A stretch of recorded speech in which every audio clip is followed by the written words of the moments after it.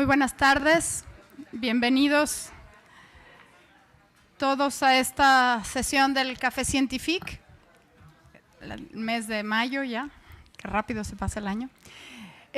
Bueno, pues yo soy Maya Viesca y desde el Centro de Promoción Cultural les doy la más cordial bienvenida a este proyecto que sé que muchos de ustedes visitan frecuentemente, algunos no, y entonces me tomo un minutito para platicarles de qué se trata. Es un proyecto en el que buscamos hacer comunicación pública de la ciencia, buscamos que científicos renombrados de nuestra ciudad, de nuestro país, platiquen con nosotros, con los ciudadanos, con los que no sabemos nada, pero que tenemos curiosidad, que tenemos preguntas, que queremos saber y queremos pasarla bien alrededor de temas como este. Por eso le llamamos un espacio de ocio para pensar y platicar la ciencia. Este proyecto comenzó en el 2004. Ahorita se me fue exactamente el número de sesión que es esta, pero es como las 130 y tantas. Entonces, bueno, pues bienvenidos todos. La dinámica es… nuestra invitada de hoy, Claudia Unova, estará platicando sobre su tema, sobre cuál es su tema de investigación, cuáles son los retos que le plantea en la actualidad, cuál es la perspectiva, qué se ha hecho, un poco ayudarnos a problematizar la situación. Después haremos una breve pausa, esto durará como media hora, 20 minutos, así aproximadamente, y después hacemos una pausa para retomar la sesión después con sus preguntas y respuestas de Claudia. También les damos la más cordial bienvenida a los que nos están viendo vía YouTube, en vivo por streaming. También si alguien quiere hacer una pregunta, que puede enviárnoslos a través de la página de Promoción Cultural, de la página de Facebook. Y bueno, también les quiero adelantar, pedirles una disculpa porque no habrá servicio de café que haga ruido después de la charla, porque muchos de ustedes se han quejado y con toda razón que la máquina hace mucho ruido. Entonces, todos los que se queden pendientes del café que haga ruido, en la pausa serán los primeros. Pero bueno, es un poco por también poder escuchar bien y no estar oyendo la máquina. Si alguien quiere agua fresca, refresco, té tranquilo, sin problema. ¿Sale? Y bueno, pues antes de pasarle el micrófono a Claudia, quisiera presentarla muy brevemente. Ella nos propone que el tema de hoy sea alimentos y relaciones, apetito, obesidad y otras finas hierbas. Esto nos indica ya más o menos la cancha sobre la que estaremos hablando, que es el tema de la nutrición. Ella nació en la ciudad de Guadalajara, de padre francés y madre inglesa. Vivió en Londres varios años durante su adolescencia, en donde estudió un Bachelor of Science en Basic Medical Sciences and Nutrition en el King College de London. Regresó a Guadalajara, donde estuvo haciendo la revalidación de la licenciatura en nutrición en la UNIVA, y a partir de ahí fue invitada a coordinar la primera licenciatura en nutrición en la Universidad de Guadalajara, donde también posteriormente cursó la maestría en nutrición humana con el enfoque particular del materno-infantil, ¿no? En el Instituto de Nutrición Humana de del CUSH. Actualmente es investigadora de este departamento del instituto, ¿sí? Del instituto en el CUSH, perdón, en el CUCS, sí, que son diferentes. Sí, son diferentes. Es el Centro Universitario de Ciencias de la Salud, y su trayectoria se inscribe sobre todo en el campo de la educación y los modelos curriculares, en donde también fue la responsable de diseñar y coordinar la apertura de la carrera de nutrición en el ITESO. Ha publicado varios libros y artículos arbitrados y actualmente está trabajando especialmente en el área de nutrición en un estudio multidisciplinario de la conducta alimentaria. Y aquí ella les dará el anuncio más específico, pero como parte de su investigación está haciendo una serie de mediciones con el público tapatío. Entonces hay unas básculas por todos lados y colegas de ella las están haciendo mediciones. Entonces quien quiera pararse a medirse en cualquier momento, además de recibir información sobre su estado, digamos, de la conducta alimenticia, también, van a ayudar a esta investigación. Entonces, bueno, Claudia les explica un poco más, pero bueno, Claudia, muchas gracias, bienvenida. Gracias. Muchas gracias. Se te pasó el doctorado, no importa. ¿Te brincaste el doctorado? Bueno, ahorita yo les voy a contar también un poco. Pues buenas tardes a todos, me da muchísimo gusto estar aquí con ustedes el día de hoy, y Maya, muchísimas gracias por la invitación. Pues vamos a empezar a platicar un poco sobre estos temas, que como les digo, bueno, más bien como les dijo ahorita Maya, pues son temas que llevo pues trabajando de manera diferente como en una búsqueda en comportamiento alimentario desde hace varios años y que en este momento, bueno, terminé, me fui 4 años a Londres a hacer también un doctorado sobre comportamiento alimentario. Y entonces ahorita lo que estoy haciendo es como reintegrándome pues a mi vida ya laboral de nuevo aquí en Guadalajara, tanto en la Universidad de Guadalajara, que es donde trabajo, y como también pues de forma personal, tratando de buscar maneras pues de trabajar con este tema, pues que es la conducta alimentaria, ¿no? Entonces, les voy a contar un poco de para mí por qué este tema ha sido tan importante, porque este tema también representa como un conflicto, digamos, en el que vivimos, un tema que es, pues, es un problema, que es la relación que tienen los alimentos con el apetito, que sería como la manera como nosotros buscamos y seleccionamos los alimentos, pero también los consumimos, y cómo de la manera como nosotros consumimos los alimentos podemos encontrar un balance para también regular nuestro peso. Entonces, el tema que realmente me interesa es como la relación que tenemos con los alimentos, y por eso el tema, con nosotros mismos, con los alimentos y con nuestro peso a través del apetito. Entonces, poco a poco les voy a ir dando un poco más de información, ¿no? Y cuando hablo de cómo me relaciono con los alimentos, la pregunta sería, ¿por qué, por ejemplo, como alimentos que no son necesariamente tan sanos para mí, pero no puedo dejar de comerlos?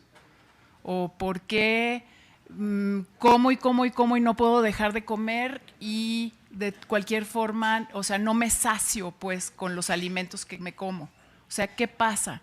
Como que esas son las preguntas que yo me he hecho, no tanto que si como, o sea, si como grasas voy a subir de peso, o cuántas cucharadas necesito comer de tal y cual comida. Como que ese nunca ha sido la forma como a mí me gusta ver la nutrición. Como que siempre ha sido como un planteamiento de una búsqueda más relacionada, como les digo, con esta conducta. Entonces, ¿cómo le hago para seleccionar los alimentos, pero para que yo me pueda sentir que tengo una relación que es también como más bien de tipo como afectiva, pues conductual con los alimentos, que me permita estar bien? Y estar bien se puede pues ver o se palpa pues a través del peso. Ahorita vamos a hablar un poco de eso. No es así como la mejor manera, pero bueno, finalmente lo podemos como objetivizar pues en peso. Y las finas hierbas, pues esas van a ser como diferentes toques de diferentes temitas que vayan a entrar también, quizás a través de sus preguntas, que yo también pueda ir contestando pues a lo largo de la plática. Yo creo que por ahí también van a salir las finas hierbas, ¿sale? Entonces, bueno, como les digo, ha sido un trabajo de investigación. Inició hace muchos años como con temas de alteraciones de conducta alimentaria, pero no me gusta mucho la patología, me gusta más trabajar como con grupos, con temas que están más relacionados a salud pública. Sin embargo, la parte psicológica de la nutrición siempre ha sido algo que me ha gustado mucho. Entonces es como uno los alimentos como con la conducta también. ¿Y cómo le hago para entonces poder definir estos temas a través de un trabajo de investigación? Lo que es interesante es que los temas de conducta alimentaria muchas veces como que la gente los ve como que si no fueran ciencia. Y hemos tenido momentos en donde nos han preguntado cosas como, bueno, pues ya que regresaste de hacer tu doctorado, qué bonito sería que ahora sí lo puedas hacer de manera científica. Y entonces digo, entonces tengo que medir sangre y no sé, o sea, sacar muestras de células y hacer mediciones genéticas para que entonces el trabajo que hago sea científico. Y la respuesta ahorita voy a intentar, explicarles que no es así. cuando estudias el comportamiento alimentario, también hay muchas personas que se dedican al comportamiento alimentario desde la medición en laboratorios.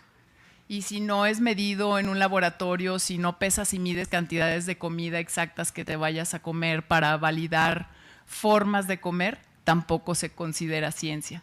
Y eso también ellos sí consideran eso ciencia, pero no consideran la parte de conducta que yo les voy a comentar ahorita como que si fuera ciencia. Y eso también es interesante. Entonces voy a tratar de convencerlos de que sí hacemos pues también ciencia. Entonces, bueno, como les decía, si estoy tratando de relacionar el apetito con temas de peso, finalmente el peso es una de las formas objetivas que tenemos de poder ver cómo se traduce esa conducta alimentaria pues, en nuestras vidas. Entonces, si nosotros nos pesamos y nos miden nuestra estatura, como estamos haciendo ahorita, que ahorita les cuento un poco más, pues sacamos nosotros una medida de índice de masa corporal, que deben de conocer varios de ustedes, los que no es un peso es una medida pues relacionada al peso y a la talla, y nos da un valor. Y esos valores generalmente se usan para poder definir si una persona está como dentro de un rango saludable de peso.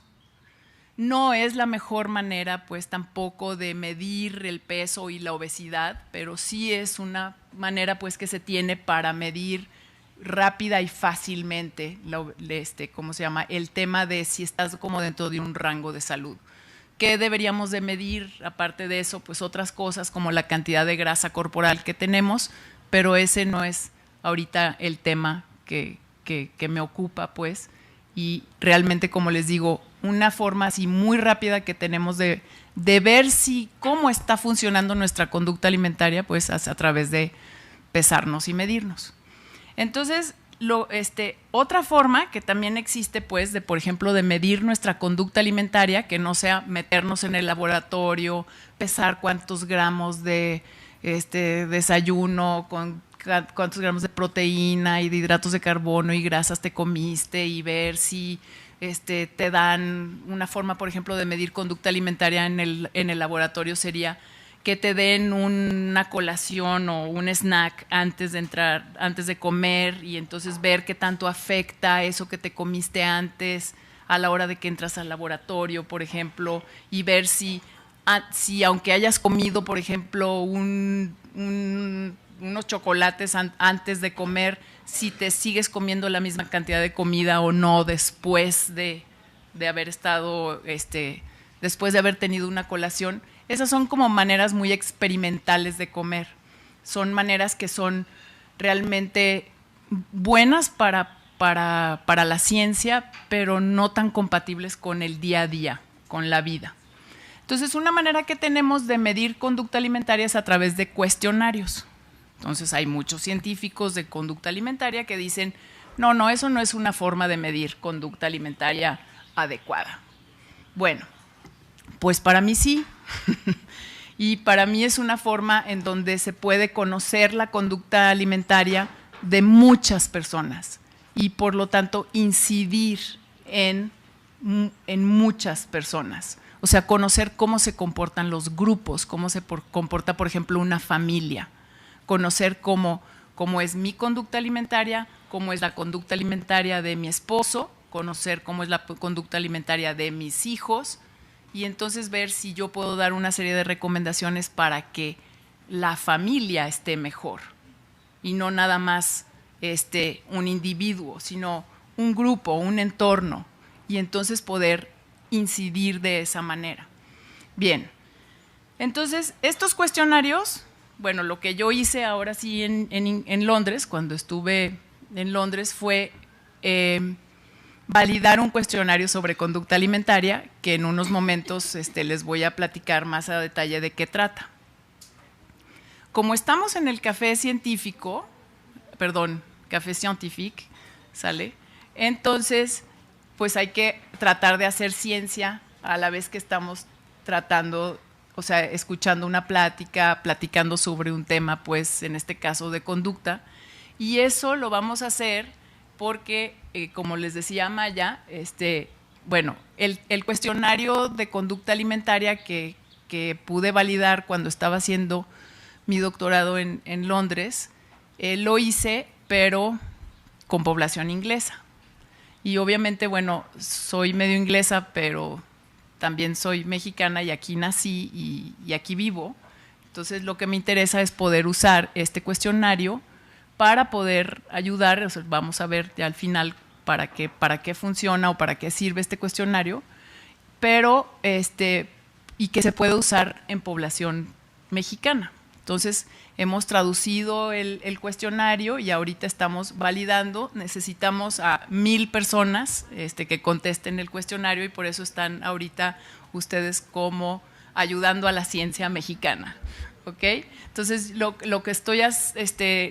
que yo les pediría, si les interesa participar también, es que pudieran pasar, si hay varias personas que están pesando y midiendo, en diferentes esquinas hay dos básculas y estadímetros de los dos lados, y estamos validando para este cuestionario para adultos mayores de 18 años, y hombres y mujeres. Hombres, por favor, pasen también, porque siempre las mujeres somos las que nos encanta andar haciendo este tipo de cosas. Entonces, les pedimos su correo electrónico. A través de su correo electrónico les mandamos el cuestionario. Yo les mando un link a su correo y les pedimos que contesten este cuestionario. Estoy validando 2 cuestionarios. Yo les voy a hablar nada más de uno. Uno es este cuestionario sobre conducta alimentaria, que le vamos a llamar el AEBQ por sus siglas en inglés, que es el Adult Eating Behavior Questionnaire. Y entonces vamos a y las preguntas están muy relacionadas. No son preguntas relacionadas a cuánto comes y para luego yo calcular si comieron suficientes raciones de… No. Es como… Son preguntas que están relacionadas con qué reacciones tengo con los alimentos. Si, por ejemplo, cuando yo veo a las demás personas comer, se me antoja comer también porque el otro está comiendo. Si cuando yo paso por enfrente de una panadería y huelo así la concha, así, nomás te así la babita, así se te empieza, es así, o pasas por algún lado con algo de comida rica, dices, no, es que yo no puedo, o sea, me tengo que detener a comprar ese pan, me lo tengo que comer, no puedo, o sea, resistirme. Si veo a alguien más que también está comiendo, no puedo resistirme. Si empiezo a comer, no puedo dejar de comer porque yo necesito seguir comiendo, porque no sé en qué momento me sacio, porque soy una persona que como por emociones y por lo tanto lo que hago es comer mucho cuando estoy triste o comer mucho cuando estoy enojada, o soy una persona que come menos cuando está enojada o cuando está triste, o ¿por qué? ¿Qué pasa? O sea, y a varias personas nos pasan de diferentes formas. Entonces yo los invito, el cuestionario es anónimo. De la única manera que nos enteraríamos, los datos únicamente los voy a usar yo.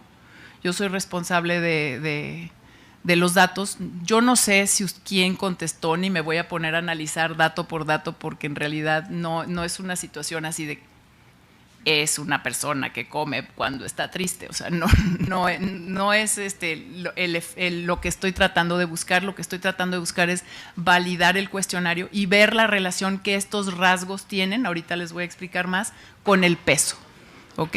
Y cómo las personas que nos comportamos de cierta manera nos relacionamos con el peso. Entonces, finalmente, lo que estoy tratando de hacer es ciencia en este momento. Invitarlos a pasar a que si quieren participar con nosotros nos ayudarían muchísimo, pues llenando este cuestionario en línea. Es anónimo y nosotros como retribución, y digo nosotros porque pues somos también un equipo pues que estamos tratando de hacer esta investigación en conjunto con la UDG y el ITESO, lo que les devolveríamos serían recomendaciones basadas en sus propios rasgos de la conducta. Y entonces esto también me lleva a comentarles que, bueno, una cosa es como lo que yo contesto en este cuestionario Y otra cosa, como les digo, es como mi entorno, mi entorno familiar, por ejemplo, o sea, mi núcleo, con quién me relaciono y cómo son esas personas en mi familia y cómo esas personas en mi familia también se relacionan con los alimentos, para que entonces puedan salir de todo esto recomendaciones que sean más bien familiares, grupales, o sea, que podamos ayudar a través de aplicar, por ejemplo, también el cuestionario en entornos familiares a toda la dinámica familiar de la conducta alimentaria. Entonces, esto es también como hacia dónde vamos pues con estos trabajos. Entonces, bueno, adelante, también después de este momento, cuando sean las preguntas, si gustan, pasarse a pesar y a medir. Bien. Ahorita entonces ya lo que quiero un poco es tratar de ponerlos como en algunos antecedentes de los temas relacionados con nutrición y relacionados con este tema de obesidad y apetito. Voy a poner a la obesidad en el marco de referencia, porque finalmente es un tema muy importante en nuestro país. O sea, yo no sé si ustedes saben, pero 70% de la población adulta en México tiene sobrepeso y obesidad. 70% de la población adulta mexicana tiene sobrepeso y obesidad. O sea, yo cuando digo esos números me alarman, ¿ok? Es impresionante, pues. Y las mujeres, un poco más. Entonces, las mujeres tenemos como más problema, pues. Entonces, ¿qué está pasando? O sea, ¿qué consecuencias tiene a la salud tener sobrepeso y obesidad? Y obviamente, pues el riesgo de desarrollar un montón de enfermedades crónico-degenerativas, diabetes, hipertensión, cáncer, etcétera. Pero también otras consecuencias que me parecen también como muy importantes, como baja autoestima, como muy mala autoimagen, como el gasto, por ejemplo, que representa a nuestros sistemas de salud, todo lo que representa las consecuencias pues, de la obesidad en cuanto a la forma como tendríamos que tratarlo, ¿no? Y entonces, pues a mí esto me parece como, o sea, como les digo, yo estaba en un tema de más de trastornos de conducta alimentaria, pero esos, aunque digan que son muy comunes, no son tan comunes, pues. El problema del peso es más común.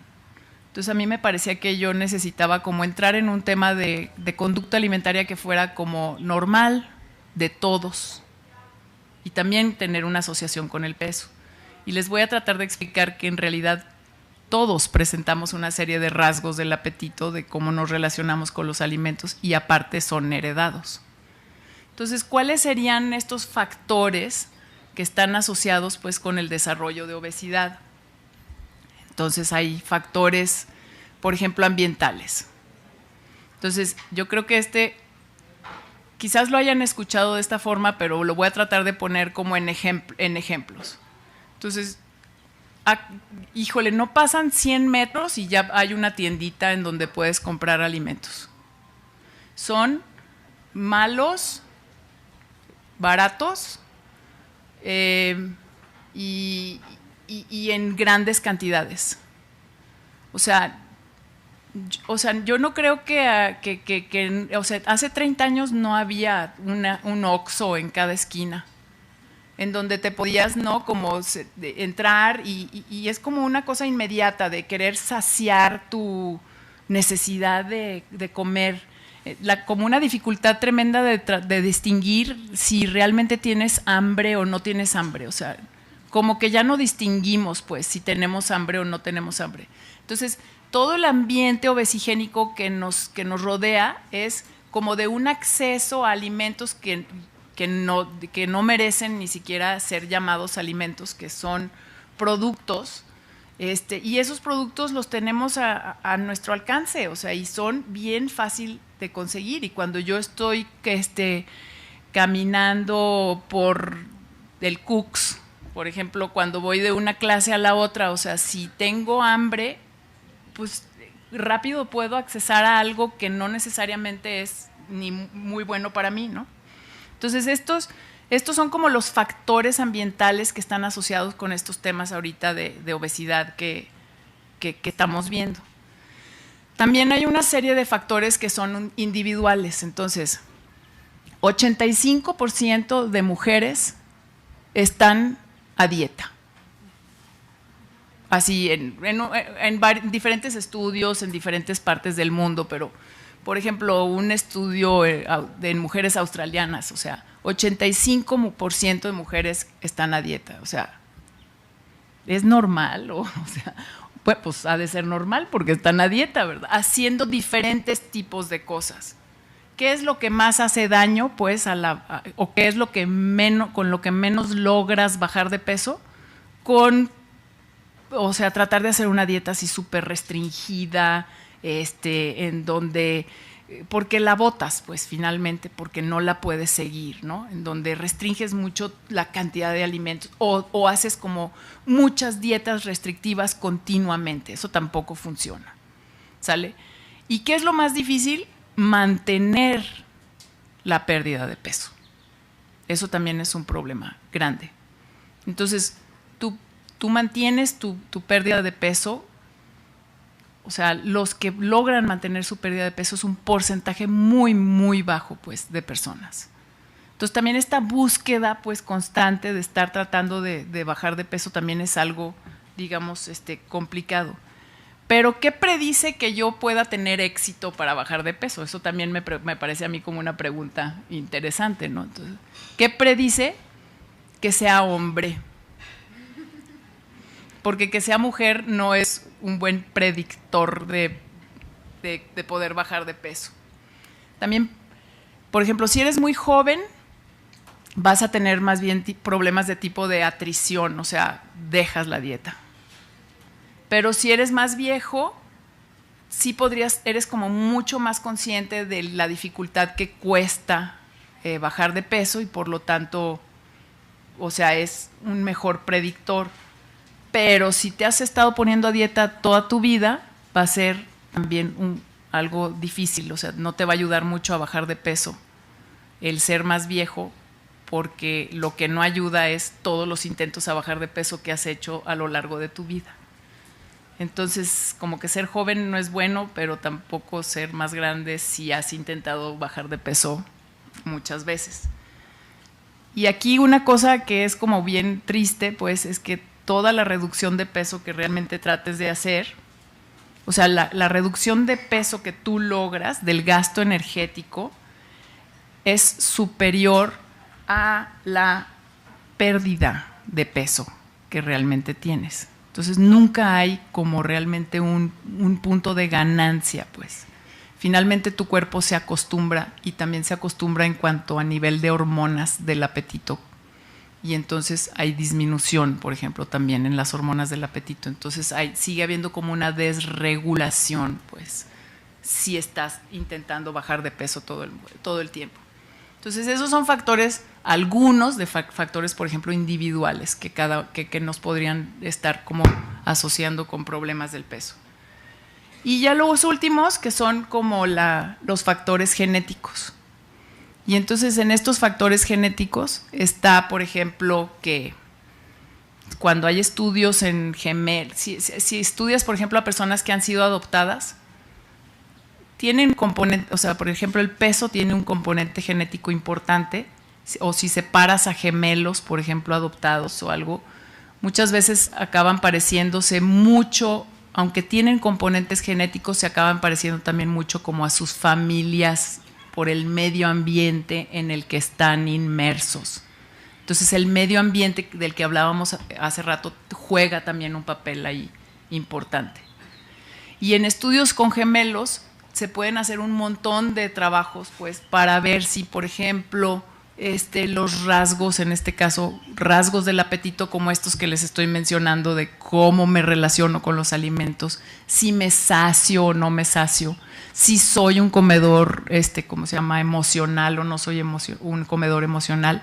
Podemos ver si son rasgos que son heredados, pues. Entonces, también por eso me interesa esta parte de medir la conducta, porque si sale alterada un rasgo, o sea, si sale muy elevado algún rasgo que está asociado con el peso, lo que sucede es que muy probablemente lo hayamos heredado. Y entonces ahorita vemos, bueno, y ya todo, o sea, ya se acabó todo porque lo heredamos, y entonces ya como lo heredamos, entonces ya tiro la toalla y ya no hago nada al respecto de mi conducta. No, ahorita también vemos. Entonces, por ejemplo, aquí hay nada más para hablar un poco más de ciencia, en donde hice mi doctorado, la doctora mi directora de tesis, que se murió cuando estaba haciendo mi tesis doctoral, bueno, era una mujer muy, muy brillante, y ella lo que hizo fue recolectar información sobre gemelos en Inglaterra y seguirlos desde su nacimiento. Hace 10 años los gemelos empezó esta corte, pues, longitudinal, y les ha tomado datos de información de diferentes cosas, desde peso, talla que comen, etcétera. Lo ha hecho durante 10 años, porque los gemelos, la corte de gemelos que siguen, nacieron ¿cómo se llama?, en el 2007. Ahorita tienen 10 años. Y entonces han estado, ¿cómo se llama?, midiendo, por ejemplo, estos rasgos, que ahorita les voy a contar un poco más, y dándose cuenta, por ejemplo, que son heredables. No lo hacen a través de, ¿cómo se llama?, muestras de DNA. Lo hacen a través de el cuestionario que ustedes estarían llenando en este momento. Y lo hacen porque pueden hacer una serie de análisis estadísticos sobre modelaje, pues, en gemelos. Y entonces, ¿qué tenemos? Tenemos que, dentro del contexto vesigénico en el que estamos viviendo, en donde tenemos todo este acceso a alimentos, ¿verdad?, baratos, en donde también tenemos como una automatización de la vida que nos permite, pues, irnos ¿cómo se llama?, en coche a trabajar y no usar, no dejar de caminar, vivir en ciudades, por ejemplo, que no están trazadas para caminar, en donde si caminas por la banqueta es casi un peligro a tu vida, o sea, tropezarte con, no sé, ¿verdad?, las banquetas, la dificultad que hay, por ejemplo, para andar en bicicleta y ese tipo de cosas. Entonces tenemos mucha comida, hacemos poco ejercicio, y dentro de este, ¿cómo se llama?, ambiente, también están como los factores genéticos que heredamos. Entonces, por ejemplo, este índice de masa corporal que les comentaba hace rato, es heredable en adultos hasta en un 70%. Uf, qué alivio. O sea, pensando yo en mi familia, pues. Pero, ¿qué está sucediendo? Que también hay un componente genético. Y en este componente genético, háganse de cuenta que yo heredo el peso, yo heredo mi forma de comer y mi conducta, como esta parte de heredar si me sacio, si no me sacio, si me paro en la panadería, ¿cómo se llama?, para comprar o no comprar el pan, ¿sale? Lo heredo, y háganse de cuenta que la parte genética es como cargar la pistola, ¿sale? Y la parte ambiental, que es este acceso que tengo a toda la comida que hay, a que todo está relacionado a comer y cómo como y qué tanto como, y, o sea, todo el acceso que tengo, pues, a comida a productos chatarra, ese se convierte como en el dedo que dispara la pistola. Entonces, lo genético es con lo que yo vengo cargando, pero quien realmente dispara la pistola y por lo tanto causa el problema es el ambiente. Y si combino las dos cosas, pues entonces ya tengo realmente aquí un serio problema. Entonces, otra vez, donde estuve estudiando el doctorado, hablan que esta parte genética que nosotros tenemos a través del apetito, a través de mediciones de rasgos del apetito, estos rasgos del apetito son heredados. Entonces, nosotros, todo el mundo los tenemos, o sea, no se asocian, no nada más las personas que tienen sobrepeso, o sea, todos los tenemos. Pero algunos tenemos la capacidad de, no diría controlar, y hasta cierto punto sí, porque los adultos tenemos mucha capacidad también como de controlar nuestra conducta, pues. Pero entonces lo que podemos hacer es realmente dejar de comer o estar conscientes de que tenemos la presencia de estos rasgos para poder hacer algunos cambios al respecto. Y esta es la parte, pues, de la medición de la conducta para poder dar recomendaciones que en un momento dado se asocien nos ayuden a cambiar y a modificar la forma como nosotros nos relacionamos con los alimentos. Entonces, este es, como les digo, los ejemplos. Si yo heredo esta respuesta a los alimentos, si yo heredo esta capacidad que tengo, o sea, si yo heredo el que no me puedo detener de comer y nunca sé en qué momento me sacié, entonces es muy probable que porque tengo tanto acceso a alimentos, entonces pueda haber una tendencia a subir de peso. Pero si yo estoy consciente que soy una persona que le cuesta mucho trabajo saciarse, entonces lo que voy a hacer es tratar de encontrar formas para aprender a saciarme. Y esas formas de aprender a saciarme van a ser a través de comer, por ejemplo, varias veces al día, reconocer que hay ciertas cantidades en horarios como muy fijos para que haya como repetición de horarios que le indiquen también a mi cuerpo que es momento ahorita de comer o dejar de comer o que ya es hora de comer, y cosas tan sencillas, no tanto de que si voy a pesar cuántos gramos de proteína me tengo que comer o cuánta grasa, sino cosas más sencillas, tal vez más difíciles de hacer, como sería, por ejemplo, reducir la cantidad de comida que como. Entonces, no es tanto que la comida que me come sea mala, sino que mucho de lo que nos sucede es que comemos en exceso. Y entonces, esta parte genética de puede ser que ni siquiera tenga la presencia, por ejemplo, del rasgo, o sea, que genéticamente ni siquiera lo haya heredado, pero como vivimos en un ambiente obesigénico en donde hay tanta comida, entonces ya de todas formas me acostumbro a comer. Y me acostumbro a comer a todas horas, por ejemplo. O porque el tipo de vida que tenemos también, que es muy acelerado, en donde no tenemos mucho tiempo, en donde todo esto también lo hacemos pues en una forma en donde pues no comemos a nuestras horas, nos paramos en donde sea a comer lo que sea, en el momento que sea, no tenemos horarios de comida, se nos dificulta por tiempo también preparar ciertos alimentos que puedan ser como más saludables.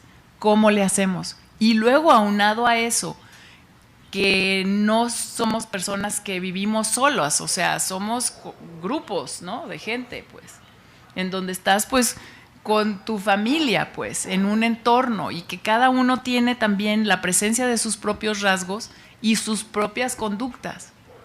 Pero no es nada más la presencia de sus propios rasgos, porque es, finalmente, los rasgos de los núcleos de las familias se parecen, ¿sale? Porque todos estamos, porque los niños aprenden de lo que nosotros les enseñamos. Entonces les voy a poner otro ejemplo, por ejemplo, de la alimentación emocional, que es un tema, un señor tema, ¿sale? para nosotros como adultos, ya sea porque comemos más por emociones negativas o porque comemos menos por emociones negativas. Dime si voy bien, ¿eh? O porque comemos más por emociones negativas o porque comemos menos por emociones negativas. Entonces, ¿qué pasa con los niños?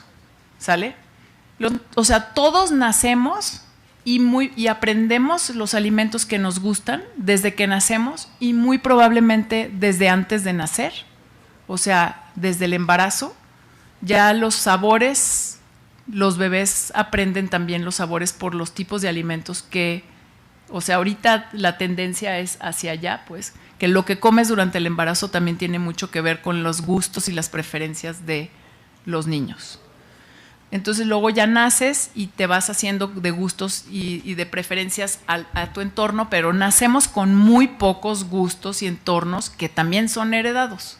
Entonces llevamos muchos años por situaciones de caza, de recolectar alimentos, en donde tenemos todos una preferencia por lo dulce. O sea, así nacemos. Y por ejemplo, no nos gusta lo amargo.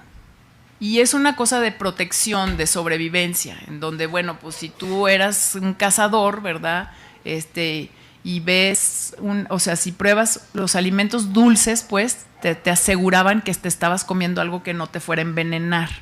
O sea, tiene un sentido, pues, ancestral, ¿sale?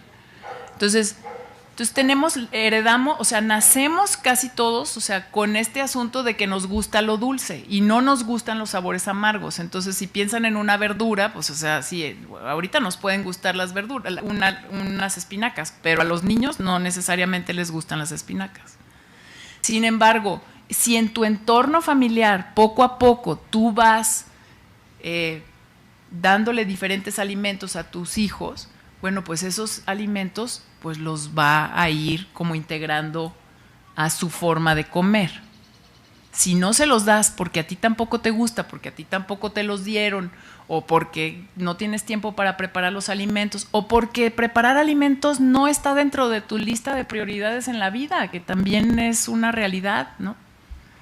Y entonces, ¿cómo le haces para integrar estos alimentos en la vida? Entonces, ¿qué sucede? Ahí voy hacia la alimentación emocional. ¿Qué sucede? Que lo que hago es tomar un alimento, por ejemplo, le digo a mi hijo, si haces la tarea, te doy pastel. Si recoges tu cuarto, te doy un dulce. Entonces el niño aprende que el pastel o la verdura, o la tarea, o si te comes tus verduras, te doy pastel. Entonces, ¿qué aprende el niño? Pues las verduras, pues guácala, ¿verdad? No, lo chido es el pastel. Entonces está esperando como siempre la recompensa, pues. Si yo a mi hijo le digo, ay, pobrecito se cayó, mira, te voy a dar un dulce. Entonces, ¿qué está aprendiendo ese niño? Está aprendiendo que con los alimentos puede puede como mejorar sus emociones, pues. Se puede tranquilizar. ¿Y qué hace ese niño? Pues se lo sigue llevando a la edad adulta. Entonces, usas pues los dulces o el chocolate o todo este tipo de cosas para poder como tranquilizar tus emociones y lo sigues haciendo. Entonces, bueno, finalmente este cuestionario. Ahora, ¿qué es una cosa nada más para comentarles? Hay 2 puntos que aquí son interesantes. En estos estudios de heredabilidad sale el tener una sobrealimentación emocional, o sea, comer en exceso por emociones negativas, no es algo que sea heredable. Es algo que se aprende en nuestro medio ambiente. Y eso duele. Porque ahí sí no tiene absolutamente ni un granito de heredado. O sea, ¿qué está pasando? Que si nosotros somos comedores por emociones, pues, lo somos porque lo aprendimos en nuestro entorno. Y eso es preocupante. ¿Sale? Y otra cosa, Este cuestionario también mide, por ejemplo, si uno es remilgoso para comer, ¿sale? Si, ay, no. El cuestionario está basado en un cuestionario que fue elaborado para niños, ¿sale? Es un cuestionario que se llama el CBQ, que es el Child Eating Behavior Questionnaire, que fue basado en conducta alimentaria en niños. Yo lo que hice fue la validación para su uso en adultos y también para su uso en adolescentes. Entonces, para que hubiera como o sea, que pudieras a lo largo pues del ciclo de la vida poder medir conductas alimentarias. Y este CBQ, sale que mide, en niños es muy común, ¿no? De que soy remilgoso. Bueno, pues también en los adultos también tenemos esa remilgosidad, ¿sale? En niños es preocupante porque lo que hace es que te hace bajar de peso, pues, o sea, si eres muy remilgoso, pues no comen, ¿sale? Pero si sigues siendo también muy remilgoso, es hasta pues un factor como protector contra el peso. Aquí sí hay una cosa interesante, ser remilgoso, por ejemplo, sí es súper heredable. Entonces las mamás, para que se relajen, ¿verdad? Si su hijo es remilgoso, no se estén preocupando que es porque le dieron algo malo de comer, mejor digan, ay, bueno, pues chin, ya lo heredó y ni modo, no pasa nada. No, tampoco, o sea, también tenemos que hacer cosas al respecto, sobre todo porque los niños que no comen muchos alimentos, pues hay que estar como cuidando que comen. Pero así como unos son heredados, los otros no son heredados.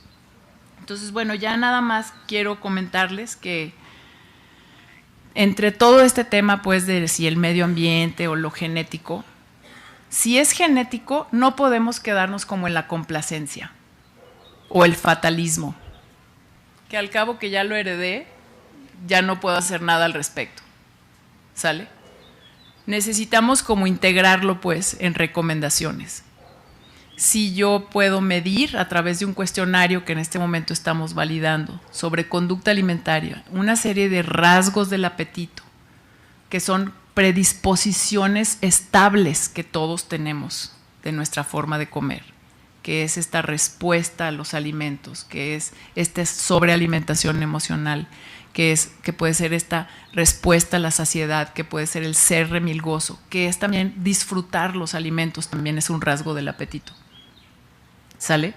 Si yo tengo estos rasgos y tengo esta parte tanto genética como ambiental, si los puedo medir, entonces puedo ver cuáles tengo que son un riesgo para mí en relación a mi peso, y si puedo medir esto, puedo recomendar muy específicamente, a diferencia de recomendar cuántas calorías te puedes comer, puedo recomendar basado en un fenotipo que tenemos. O sea, basado en cómo represento yo mi conducta alimentaria y cómo me comporto yo y me relaciono con los alimentos.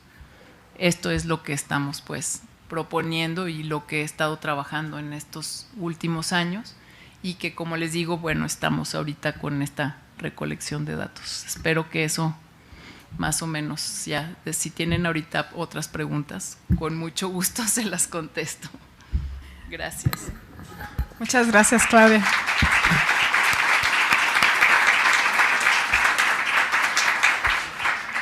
Nos tomamos 5 minutitos y regresamos con sus preguntas y las respuestas de Claudia. Gracias.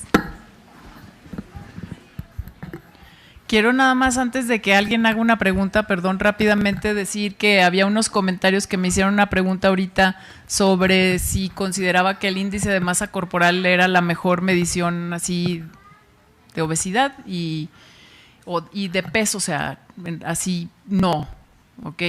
Intenté decirlo pues en algún momento así en la plática anterior. No es la mejor forma también de medir pues la relación, sobre todo con patología, pero para un trabajo de este tipo que es de validación y para tratar de ver nada más cómo se relaciona con el peso, es perfectamente adecuada. En otro momento, ya cuando sepamos que funciona la encuesta, que realmente con el cuestionario podemos medir los rasgos del apetito y que es válido el cuestionario, pues entonces ya sería como súper interesante también poder medir, o sea, cómo se relaciona el que yo no tenga la capacidad de saciarme con, por ejemplo, la cantidad de grasa abdominal que tengo. ¿Sale? Ahora sí. Hola, buenas noches, doctora. Buenas noches. Bueno, soy Gina Quevedo de Tus Emociones Pesan. Primeramente quiero agradecerle que comparta este conocimiento porque creo que vivimos en una sociedad gordofóbica. Y yo estoy muy adentrada en lo que es mindful eating y el intuitive eating, que es ser comedor intuitivo y comedor, comer con todos tus sentidos, que creo que es lo que usted está comentando más o menos, que no es tanto que sea malo lo que me coma, sino la forma en la que yo lo consumo. Y bueno, le agradezco muchísimo porque sé que estos términos aquí en México, yo también hablo de eso y me voltean a ver como de, está loca esta mujer, pero usted es científica y yo no, lo cual es muy bueno. Quiero preguntarle respecto a lo que es el índice de masa corporal, que fue creado como una herramienta de tamizaje, pero lo tomamos como ley de vida. Y no, ahí dice que yo mido 1,54 y tengo que pesar 48 kilos. Obviamente, pues es lotería genética y otra persona mide lo mismo que yo y no se ve como yo, o no me voy a ver yo como Thalía. Pero mi pregunta va a lo siguiente. Leí que ya el tiempo de vida del índice de masa corporal como tal, empleado por los profesionales de la salud, ya estaba con las horas contadas. Así es. ¿Cree usted que eso sea cierto? Porque yo estoy en contra de eso, pero me gustaría saber su opinión como científica. Gracias. Creo que sí. Gracias por tu pregunta, me parece muy interesante y qué bueno que estés trabajando con Mindful Eating, que me parece que es también muy importante. A mí me gusta mucho pues el tema de Mindful Eating, nada más es un poco medir es medir como el saberte detener y hasta cuándo debes de comer sin usar la palabra mindfulness, pues, pero conozco también, he leído mucho sobre mindfulness, me gusta. Te comento que yo creo que sí el índice de masa corporal pues está por morir, pero tampoco va a morir, o sea, finalmente es una herramienta. Ayer acabo de ver un paper de, no me acuerdo si era el New England Journal of Medicine o algo así, o sea, sobre J-shape curves, pues, y el impacto que tiene la medición de curvas en J y que nos hablan, pues, de riesgo, en donde haces un pequeño corte, pues, en la parte de la J, en donde dices, estos de aquí sí están sanos, pues. Y entonces es ese corte, ¿no? De los 20 a los 25, en donde si está sano y lo puedes hacer para índice de masa corporal, lo puedes hacer para número de bebidas que consumes al día, lo puedes hacer también para otras cosas. Entonces, sí, para medir individuos y para poder determinar si metabólicamente están o no están enfermos, no para trabajos poblacionales como este. O sea, no va a morir. ¿Qué debería de suceder? O sea, un poco, o sea, yo soy como la nutrióloga antinutrióloga. Bueno, yo siempre me he considerado así, como la nutrióloga antinutrióloga. O sea, finalmente pesarte y medirte y todo, pues es una complicación, porque es como hasta dónde, cómo me relaciono conmigo mismo, con mi cuerpo, con cómo me siento, en dónde estoy satisfecha, en dónde no estoy satisfecha, cómo me siento bien. Sin embargo, ahorita, pues, por ejemplo, con el regresarme a volver a estudiar, pues, con el doctorado, pesarte y medirte también te ayuda, porque es una forma de control. Y no estoy hablando de control como algo malo, estoy hablando como de autocontrol, o sea, de saberte detener en un lugar, pues, o sea, y reconocer, porque el peso o la báscula o el IMC te ayuda a poder reconocer que también te tienes que detener en algún lado.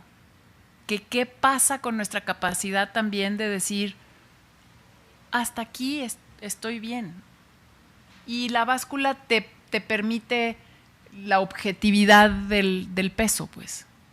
Te da una medición, te da algo, ¿no? Como que te pueda servir, no para que te sirva obsesivamente para intentar bajar de peso y no, y guácala y chin, tengo que hacer una dieta, no, pero para que te des cuenta como de en dónde estás, o sea, no para que dejes de comer tacos,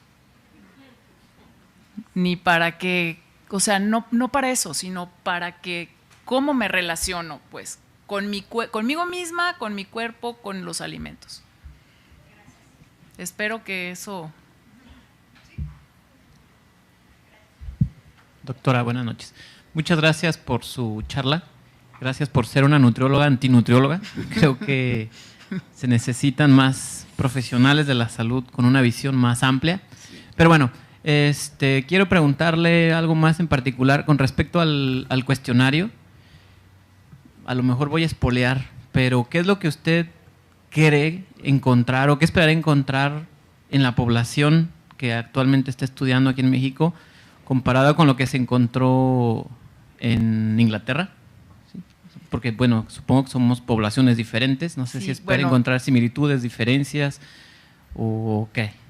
Bueno, la idea también es que, bueno, como me tocó a mí recolectar también los datos allá, y por eso es que estoy tratando de recolectar 1000, porque allá recolectamos 1000, y entonces como que digo, en un momento dado sí quisiera hacer la comparación entre las dos poblaciones, y eso me parecería que sería como muy interesante. Si el cuestionario, el AEBQ, mide 8 rasgos del apetito, que no lo expliqué así muy bien, pero más o menos mide 8 rasgos del apetito, que son 4 rasgos pro ingestión, que hacen que 4 rasgos que están relacionados con que yo coma más. Entonces, estos rasgos, por ejemplo, son, me hacen o querer comer más o tener como más apetito. Entonces, es esta respuesta a los alimentos, o sea, quiero comer viendo a los demás comer, huelo la comida, quiero comerme más, no me puedo detener, o sea, como mucho, ¿sale? Ese es un rasgo. El otro es disfrutar los alimentos, también es un rasgo. Sobrealimentarte, por ejemplo, emocionalmente es otro rasgo. Y en adultos, el hambre es un rasgo, aunque nos estamos dando cuenta que el hambre no es un rasgo, es algo que todos tenemos. Hambre no es un rasgo, no es heredado, es un estado de saciedad, ¿sale? Entonces, como que metimos las preguntas de hambre porque niños la mamá no puede saber si el niño está hambriento o no. Estos rasgos, o sea, si yo tengo la presencia de estos rasgos como más elevados, entonces se asocian con un peso más elevado. Ahora, al ser heredables, los encuentras en toda la población, entonces son relaciones lineares. Entonces, lineales. Entonces, ¿qué pasa? Por ejemplo, Amparo, en su trabajo con CEBQ, encuentras que entre más obesos, más tienen la presencia del rasgo, más elevada. Y así tal cual, o sea, los que tienen peso normal contra los que están obesos, y la relación es totalmente lineal, ¿ok? Se va pues a lo largo de... Entonces, eso esperaría que si tú tienes el rasgo de tener como, por ejemplo, una respuesta a los alimentos elevada, pues entonces vas a tener la tendencia a tener más peso. Y los al revés son anti-ingestión, que son rasgos que, o sea, si yo tengo mucha capacidad de saber cuándo me sacio y dejo de comer, pues entonces ahí me detienen de comer más. Y entonces un rasgo como ser remilgoso o tener subalimentación emocional o tener una muy alta respuesta a la saciedad, es decir, sé exactamente cuándo me sacio y dejo de comer, pues todo eso va a ser como protector contra la obesidad. Entonces, ¿qué me esperaría yo encontrar? Otra vez, si estos los tienes como desregulados, pues, perdón mis anglicismos, pues, entonces lo que sucede es que finalmente tú vas a tener, si yo tengo, por ejemplo, una muy baja respuesta a la saciedad, no sé cuándo me sacio, también se va a asociar con el peso. Entonces, de manera inversa, se va a asociar con el peso, con los que están, los que tienen más respuesta a la saciedad son los más flacos, y los que tienen menos respuesta a la saciedad son los que tienen mayor peso, ¿sale? Ahora, eso es lo que me voy a esperar yo de encontrar, de pesarlos y medirlos a ustedes, aquí en México, que fue lo que me salió en Inglaterra, ¿sale? Si ya me pongo a comparar como poblaciones entre las dos, pues que es un trabajo que me gustaría hacer porque tengo los datos, o voy a tener pues los datos de ambos, que me parece. Y aparte ahorita, por ejemplo, me acaban de mandar la versión de la validación en Australia también. Entonces, y es un trabajo que se hizo también en conjunto con el grupo de investigación. Entonces, yo ahorita ya tengo como más bien la idea de que podría ser un trabajo entre los 3 continentes, que me parece que sería como más bonito, pues. Ellos no tuvieron que traducir el instrumento, nosotros sí hemos tenido que traducir el instrumento, entonces también ahí hay una parte de que, bueno, a ver si se capta con el idioma, pues. Lo que estaría padre es ver, ¿qué me esperaría yo a diferencia de entre los ingleses y los mexicanos? Nada más así porque conozco el grado de obesidad que hay en México contra el que hay en Inglaterra, pues que tal vez hubiera como la presencia de los rasgos como más elevados en las poblaciones obesas. ¿Sí? Eso sería como que el mexicano tuviera como obeso, tuviera más elevado el rasgo. Porque eso se ha visto, por ejemplo, si tú mides a una comunidad contra medir, por ejemplo, si tú mides una comunidad de niños y mides sus rasgos y tienen esta relación lineal, pero si tú te vas, por ejemplo, a una clínica de control de peso, esos de la clínica de control de peso que están en una situación en donde presentan un grado más alto de obesidad que el que te encontrarías por ejemplo, en la población normal, esos tienen más elevados los rasgos. Y yo siento que me encontraría que los rasgos son más elevados aquí, nada más porque la obesidad es mayor aquí en México. Esa sería mi hipótesis, pues. Gracias.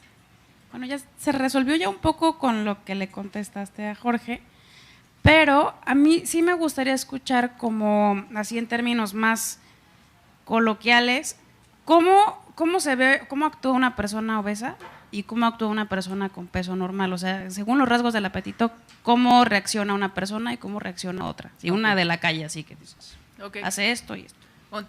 O una más obesa contra una menos obesa, sí. O así, que presente un rasgo, por ejemplo. O sea, entonces, esto es un muy buen ejemplo, gracias. O sea, una persona que tiene más problema con su peso es una persona que definitivamente a la hora de que está comiendo con algo, o sea, puede estarse, vamos a tomarnos un cafecito, ¿sale? Y entonces nos sentamos, nos tomamos el cafecito, la otra amiga pide un pastel. Yo digo, no, yo soy la más obesa. Y estamos sentadas, ¿no? Yo digo, no, yo no voy a comer pastel porque pues yo estoy a dieta y entonces, ¿sale? Y tú eres la que tiene, tú te vas a sentar y te vas a comer tu pastel. ¿Qué me pasa a mí? No me puedo detener. Necesito comerme su pastel. O ya, así de, bueno, ya, tráeme un pastel, por favor, ya. No puedo más. Esa va a ser la diferencia. ¿Sí queda más claro? Eso es, por ejemplo, en cuanto a respuesta a los alimentos. En cuanto a saciedad, estamos sentadas en el mismo café o cenando y entonces pedimos de comer, comemos, las dos comemos, pero luego hay pan también. Entonces yo, que tengo una dificultad de saber cuándo me sacio, agarro el pan, corto un pedacito, me lo como, al rato otra vez, totopos, no, o sea, no dejo de comer, no me como nada más lo que me sirvieron. Quizás Maya lo que haga es, no solo eso, o sea, estamos en un restaurante, le trajeron un plato de este tamaño, ¿sale? Y en ese plato de ese tamaño le pusieron, ¿verdad?, no sé cuántas cosas. Y entonces Maya dijo, no, ¿sabes qué? Es que a mí un pedazo de 300 gramos de carne, pues es demasiado. Yo voy a comerme estos 100, porque esos son los que yo, ¿cómo se llama? Con los que yo me siento satisfecha.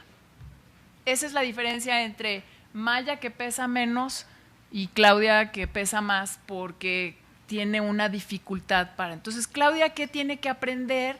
Mindfulness. O sea, a Claudia, que le cuesta más trabajo controlar lo que come y decir, a ver, o sea, tengo que aprender a comer mucho más despacio. Tengo que aprender a decir, a ver, lo que yo necesito comer es nada más este pedacito de carne, pues. No todo, no nada más porque me lo presentaron en el plato me lo voy a comer todo, más aparte el pan, más aparte los totopos, más aparte, ¿sabes qué? Tráeme un postre y es más, tráenos aquí 2 porque lo vamos a compartir y Maya se sirve 2 cucharadas y yo me como los 2 postres, pues. Y no es una cosa, o sea, no, de veras, no es estigma contra el peso, porque también es un tema importante que me parece que tenemos que tratar, o sea, no es así como, ay, no, está gordo, entonces ya guácala. No, o sea, porque tenemos un gran problema con el estigma contra el peso, ¿sale? No es estigma contra el peso, es una situación en donde es mejor para mi salud y para mi bienestar y para mi relación con los alimentos y conmigo misma, que en realidad yo no me coma los 10 tacos, que nada más me coma 4 y ya, porque es lo único que necesito, porque aparte por edad y porque el metabolismo se va alentando, no necesito tanto, etcétera, porque hay un montón de factores pues que están ahí jugando, ¿sí? ¿Te sirvió? Hay gente, por ejemplo, que come súper rápido. Y entonces, o sea, eso es un rasgo del apetito.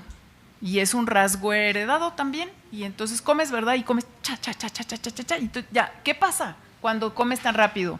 No sientes, no te sacías, no sientes cuando te llenaste. Entonces, o sea, es así como decir, a ver, come más lento para que haya una respuesta fisiológica en tu cuerpo que le avise a tu cerebro que ya es, o sea, que ya te llenaste, que no necesitas la segunda rebanada, que no, o sea, ¿y qué me estoy tratando de comer, no? Al mundo, o sea, también como desde niño, ¿no? Así es como, o sea, ¿qué me quiero comer? ¿Qué estoy tratando de llenar? O sea, ¿dónde está el hueco? ¿En dónde está el hoyo? Que muchas veces no es nada más el hueco del estómago, es como otro hueco, o sea, ¿qué estoy tratando de llenar? Y esas son las preguntas que me hacen antinutrióloga. Gracias, buenas noches. Siguiendo un poco con la línea, gracias. Con la línea de los apetitos y la saciedad. Durante la exposición tocaste un tema muy brevemente acerca de la infancia.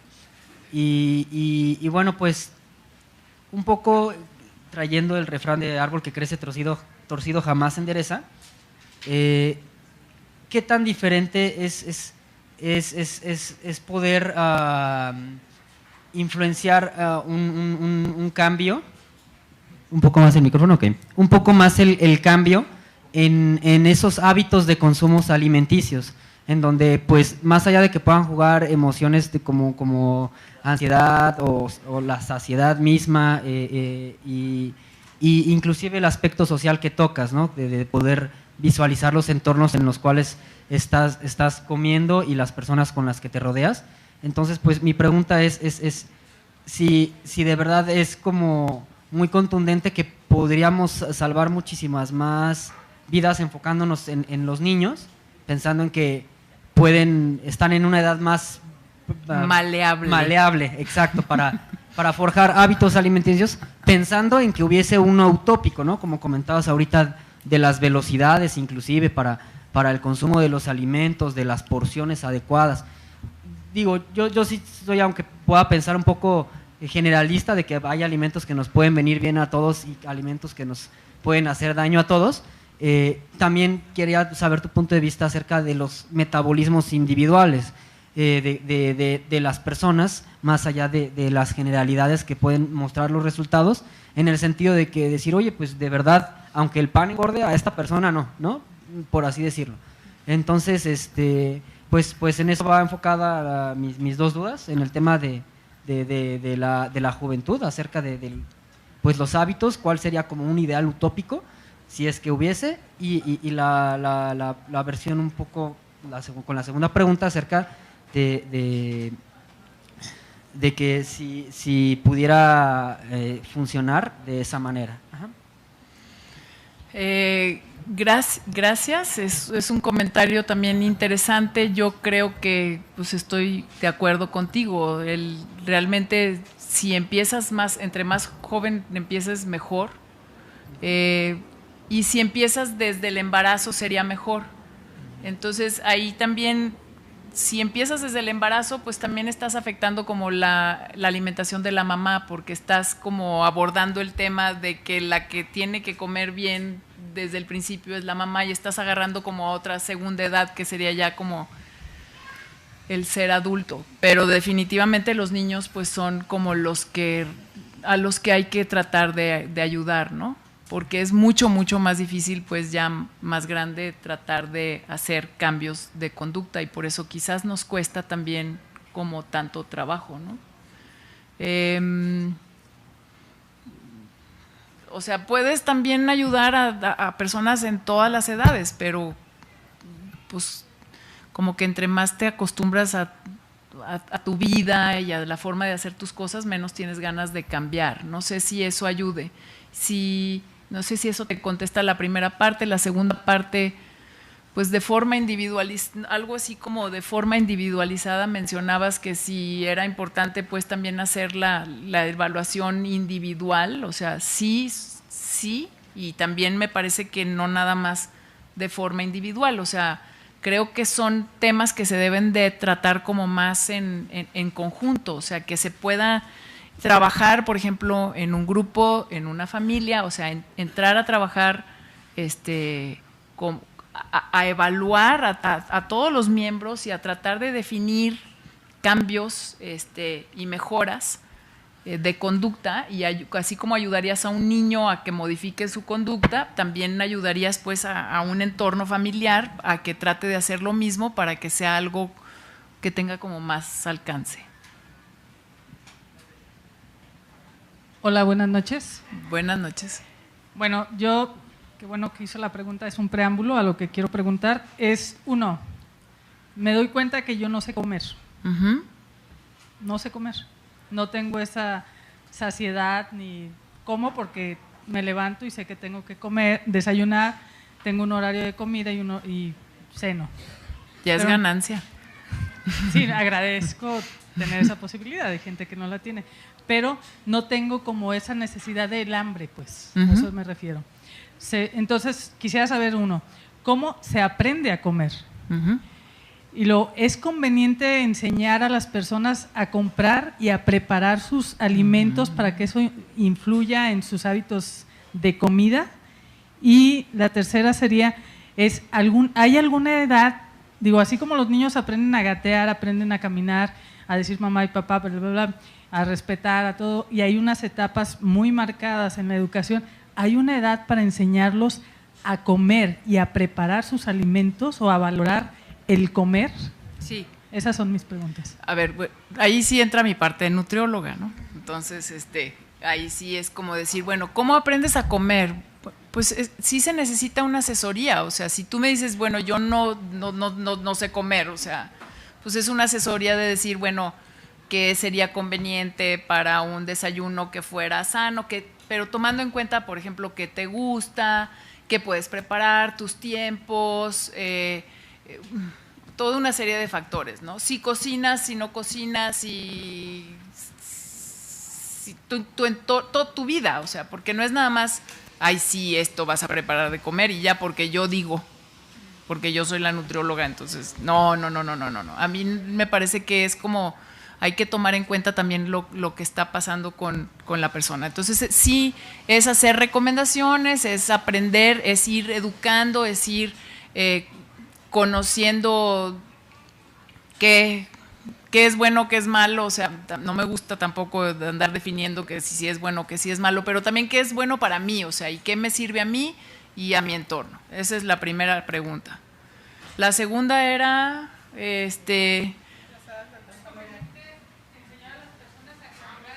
Ah, sí, perdón. Y entonces también, o sea, definitivamente, o sea, cuando estás tratando de enseñarle a una persona, por ejemplo, cómo comer, pues, o sea, hacer desde listas de cuáles son los alimentos que debes de comprar en el súper, porque, por ejemplo, si eres una persona que tiene una alta respuesta a los alimentos, que es una de las cosas que decía Laura, o sea, si tú tienes una alta respuesta a los alimentos y te vas al súper sin haber comido, no, bueno, o sea, pues es que vas a llegar con, no solo te vas a haber gastado una cantidad de dinero que no era completamente innecesaria, sino que aparte vas a regresar a tu casa con una cantidad de comida que no era necesaria. Por ejemplo, ahorita comprar en línea para una persona que tiene una muy alta respuesta a los alimentos es una forma muy buena de comprar, porque vas y compras lo que necesitas de tu lista y lo pones en favoritos y entonces ya. Pierdes toda otra parte, que es la maravillosa parte de escoger tus propias frutas y verduras y todo. Pero de que uno debe de aprender a qué voy y compro en el súper, o cómo voy a diferentes lugares y cómo selecciono los alimentos, los huelo, los saboreo, o sea, toda esta parte también es muy importante. Ahora, ¿a qué edad meto, por ejemplo, a qué edad enseño a los niños? Bueno, los niños finalmente los estás enseñando a comer desde el momento en el que les estás introduciendo a los alimentos, que son a los 6 meses de edad, y que cuando se los das, o sea, y que ahorita hay muchísimas tendencias de darles alimentos así casi los mismos que se comen los adultos, sale, y que nada más los pueda agarrar, moler, metérselos a la boca, tirar, tener un perro para que recoja todo en el suelo, etcétera. Es toda esa parte de así es sensorial con los alimentos. O sea, los niños, desde que los metas a la cocina, puede ser desde muy chicos, o sea, que te ayuden a pelar un chícharo, que te ayuden a partir las cosas, que ayuden a lavar platos, que pongan la mesa, que estén involucrados en toda esta parte de cómo como, de cómo preparo, o sea, estas son las recetas que se hacen, qué te gusta comer, por qué, o sea, qué te gusta que preparemos, ven, ayúdame, vamos a preparar esto, o sea, vamos a hacer esta comida juntos, que te gusta, o sea, ayúdame y luego, bueno, tal vez no van a agarrar el cuchillo y se van a poner a picar, así es, julianas o cebollitas en cuadritos, pero tal vez puedan ayudarte a batir una salsa las personas que más se involucran con la comida, pues desde muy niños, te hace también tenerle como más respeto a los alimentos, tenerle como disfrutarlos, gozarlos, o sea, disfrute de los alimentos es un rasgo, es un placer, así es. Y es un rasgo del apetito que puede estar asociado, ¿cómo se llama? Porque es como, disfruto comer, no puedo dejar de comer, qué rico, o sea, quiero comer, todo el tiempo quiero comer. Pero el disfrute de los alimentos, que es realmente me gusta comer en compañía, me gusta preparar alimentos para los demás, eso yo no creo jamás que esté relacionado con la obesidad, o sea, yo creo que eso es algo más bien que hemos perdido, pues. ¿Sí te contesté tus preguntas? Yo. Bueno, Betsa, yo también tú no puedes preguntar, no te creo. Claudia, a mí me surge la duda desde el momento que dices que la alimentación emocional como tal es el único rasgo no heredado, ¿no? El que aprendemos a cómete la sopa de verduras y te doy un helado, ¿no? O sea, esa parte de premiación, que finalmente creo que en el contorno cultural en donde nos desenvolvemos es muy común, ¿no? Y yo por lo pronto crecí, además de la premiación, yo crecí con el que te tienes que comer todo. Porque hay niños en África muriendo, ¿no? Entonces era como, bueno, está bien, me lo como. Si aprendemos así con la premiación y se queda, como bien lo dices, con esa tendencia a comer ciertos alimentos de premiación, ¿qué sucede en el momento que nuestros pacientes o las personas que comienzan a modificar su alimentación, como se están comiendo las verduras, que les estás diciendo, cómo y acortamos el premio. O sea, es como, ok, yo estoy de acuerdo contigo, paciente, que ya estás echando ganas, de que sí que estás comiendo las verduritas que te estoy recomendando, la carnita, estás disminuyendo, pero ¿qué pasa en el momento que ya llevan 5 kilos menos y se sienten súper bien? Y entonces es como, hey, ¿dónde está mi premio? ¿No? Okay. O sea, es como, yo lo entiendo así, como esta parte bien vinculada de la emoción con la alimentación. Con el alimento. Pero ¿cómo podemos cortarle si finalmente cuando vemos el Oxxo está lleno de esas cosas, ¿no? O sea, que no sea a través de los alimentos, que sea algo como súper sencillo, pues. ¿Qué me da placer? O sea, a mí me da muchísimo placer que no me molesten ninguno de los 3 hombres de mi vida durante un par de horas para yo, así, ¿sabes? Como tener como un momento de paz, de calma. ¿Qué me gustaría tener una tina y poderme meter en la tina con algunas sales Epsom y unas esencias y descansar un rato, ¿sabes? Y relajarme, hacer un poco de yoga, no sé, leer una revista, así, un hola. Sí, ver una película en Netflix, o sea, ¿qué me gusta hacer? oye, Que no esté relacionado con los alimentos. Sí, pero por ejemplo, a mí me ha pasado, no en lo personal, en realidad, aunque tengo sobrepeso, no está como relacionado con la premiación, pero sí me ha tocado que cuando yo he sugerido, porque yo hago esa sugerencia de, bueno, ahora que te comes ensalada y se te antojó el pastel, pues te sales a jugar con el perro, ¿no? Pero siempre me dicen, es que, ¿cómo le hago para romper el antojo? O sea, y se habla mucho con esta palabra de antojo, ¿no? Entonces, hay posibilidad de que, bueno, me comí la ensalada y estoy muriendo por el pastel de chocolate y ya lo traigo 3 días en la cabeza y todo el día, y cuando camino y luego veo el brownie ahí y digo, ay Dios de mi vida, ¿no? Entonces, ¿cómo le hago para romper con ese antojo y que se me vuelva me comí mi ensalada, qué chido, voy a leer mi libro que me gusta? O sea, realmente es una situación de una respuesta, o sea, cognitiva, en donde tienes que también como volver a cablear tu cerebro de otra manera. Y no hay una salida fácil. O sea, no es magia. Entonces tienes que pasar, es como dejar de fumar, ¿sale? O dejar de tomar, o sea, tienes que atravesar por la noche oscura del guerrero, no sé si en qué idioma lo queramos poner, pero pues tienes que atravesar por ese momento y tienes que hacer, o sea, tienes que llevar a cabo una conducta un mínimo de 21 días, pues, para que más o menos se te recablee tantito el cerebro, pues. Entonces, no, o sea, no hay otra cosa más que tienes que, o sea, decir, Jane, mi directora de tesis, tenía una palabra que a mí me gustaba muchísimo, que era surf the wave. Entonces, o sea, this too shall pass, o sea, esto va a pasar, ¿no? También, o sea, tienes que aguantar la ola, ¿verdad? Y así, porque nada más van a ser como 15 minutos en donde tú vas a estar con el antojo del pastel. Y entonces, pues tienes que aguantar esos 15 minutos, o sea, no hay magia, pero vivimos así, ¿no? El celular, todo instantáneo, todo rápido, todo lo quiero, todo ahorita, todo, o sea, no. ¿Qué tengo que hacer? Me tengo que aguantar 15 minutos las ganas de comerme el pastel, porque finalmente después de esos 15 minutos o 20, ya no voy a tener ganas del pastel y ya puedo seguirme por la vida. Si puedes lograr eso el primer día, y el segundo y el tercero, pero muy probablemente a los 3, 4 semanas ya no se te antojó el pastel, ya volviste a recablear la neurona, ¿sale?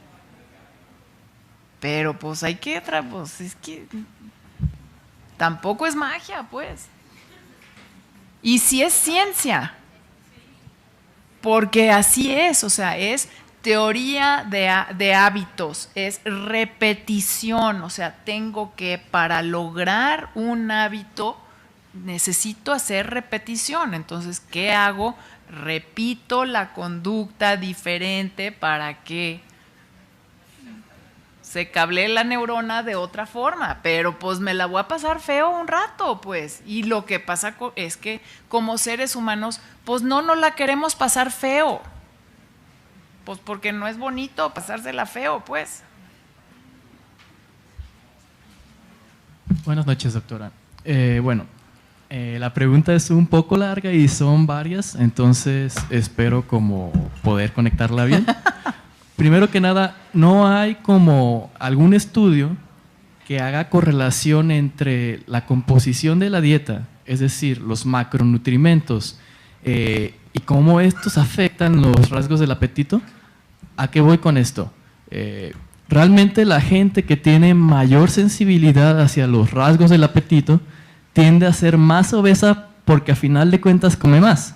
Entonces, ya está más que demostrado que las proteínas otorgan una mayor saciedad que cualquier otro nutriente. Entonces, ¿cuál es la relación, por ejemplo, si a una persona que tiende a comer más, dígase por mayor problema de rasgo del apetito, si se le da una dieta hiperproteica, tiene... Una y te las voy contestando y perfecto. ¿Mejor? ¿Sí? Claro. Ok, no hay estudios que asocien así con cantidades con cantidades exactas así de proteínas, cómo se asocian con los rasgos. Lo que sí hay es, por ejemplo, preferencias alimentarias con rasgos del apetito y diferentes tendencias ahí. Lo que también hay es, por ejemplo, que se ha visto en niños, es que las personas que tienen una muy alta respuesta a los alimentos comen más veces al día. Porque como no te puedes detener de comer, o sea, hueles, ves a alguien, comes. Entonces, ¿qué pasa con un niño, por ejemplo, que tiene una muy alta respuesta a los alimentos? Come más veces al día. ¿Qué pasa con un niño que come muy pocas veces al día? Perdón, que tiene muy baja respuesta a la saciedad, o sea, que no se sabe saciar. No come más veces al día, a diferencia del otro, pero sí come más cantidad en cada tiempo de comida. Entonces, un niño que tiene, por ejemplo, una muy baja respuesta a la saciedad, come mucha comida 3 veces al día, pero más comida que el otro, que tiene más respuesta a la saciedad. Eso sí se sabe. Lo que vamos a hacer ahorita en el año, o sea, en este año, en el año escolar que entra, es medir patrones dietarios, pues, no como cantidades de proteína ni nada, porque también a mí me da flojera, la verdad. O sea, ya les dije, yo soy la antinutrióloga, a mí andar pesando gramos de proteína no me interesa. Entonces, como alguien más que tenga ganas de hacerlo, con muchísimo gusto, pero vamos a medir patrones dietarios y ahí sí es así como ver como los grupos de alimentos que comes en adultos, porque en adultos no se tiene esta información. Siguiente pregunta. Bueno, de hecho la siguiente pregunta iba por ahí. Realmente sí es bastante claro que estamos en un ambiente obesogénico. Obesogénico, gracias.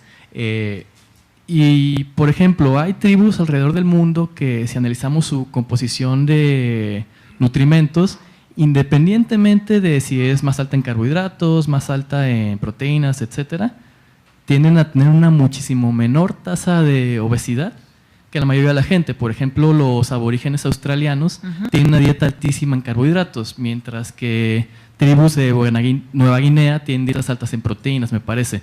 Desde este punto de vista, ¿usted cree que la obesidad, independientemente de los factores genéticos, porque está claro que sí lo determina en la sociedad moderna, pero cree que si elimináramos la sociedad moderna como factor, es decir, el ambiente, la obesidad seguiría existiendo? Es decir, la obesidad no podría ser un subproducto de la modernización en nuestra civilización.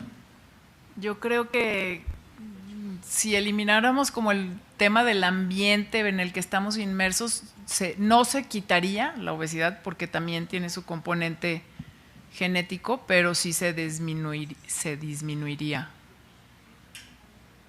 O sea, si quitaras como así cómo vivimos y cómo corremos y cómo no nos movemos lo suficiente y cómo comemos muchísimo todo el tiempo, a todas horas, puras porquerías, sí se disminuiría la cantidad de obesidad. Creo que quedaría como, no sé, que sea un nivel normal, ¿verdad? Porque ya ni siquiera sabemos, pero yo creo que sí se disminuiría. ¿Te contesto? Sí, cree que, ya para terminar, en un ambiente, un ejemplo nada más de moda, un ambiente, por ejemplo, 100% paleolítico, donde la gente tuviera que moverse para sobrevivir, no tuviera la disponibilidad de alimentos hipercalóricos, comiera todo en cuanto pudiera recolectarlo, cazarlo, etcétera. ¿Cree que en ese ambiente podría haber una persona obesa? Casi como una mutación genética, muy probablemente. Nada más. Muchas gracias. Probablemente. Gracias. Yo tuve el gusto de trabajar contigo en la parte del CBQ, trabajarlo con niños, y bueno, la importancia ahora, cuando lo veíamos era, haces el CBQ, sacamos la puntuación, veíamos los rasgos del apetito, que serían con mayor puntaje en niños con obesidad, pero esa parte de la dependencia del niño, que ahora es la continuación que tú estás dando, la importancia de que la mamá o los padres también se les haga el AEBQ ahora, y ver cuál es, que se le enseña a la mamá o a los papás para que puedan enseñar al niño, ya que es dependiente. Comentabas que el 70% de la población actualmente tiene sobrepeso, obesidad en nuestro país. Adulta. Adulta. ¿Cómo tú, Claudia, trabajarías un seguimiento del CBQ? Porque no es nada más es importante dar un diagnóstico o dar una primeras recomendaciones, pero ¿cómo trabajarías tú el CBQ a nivel, hablando de salud pública, como la obesidad como un problema de salud pública? ¿Cuál sería una estrategia para dar un seguimiento? A los niños, después de haber tú hecho, por ejemplo, tu estudio con los 350 niños que pesaste y mediste, o sea, creo que a nivel de salud pública, puedes arrojar una serie de recomendaciones, pero ahí sí creo que está más complicado. O sea, se pueden dar como recomendaciones estructurales, se llaman, a nivel de medio ambiente. Entonces tienes que cambiar cosas como, te voy a decir unas como de actividad física que no tienen que ver con conducta alimentaria, que sería, por ejemplo, poner más ciclovías, ¿cómo se llama? Abrir, ¿cómo se llaman estas rutas del domingo, etcétera, para andar en bicicleta, ese tipo de cosas, o sea, banquetas, que tuvieras que caminar, que por ejemplo las escuelas estuvieran en tu vecindario y que pudieras caminar a las escuelas, o sea, toda una serie de factores del medio ambiente en relación a la construcción del medio ambiente, etcétera, ¿no? Y a factores de actividad física.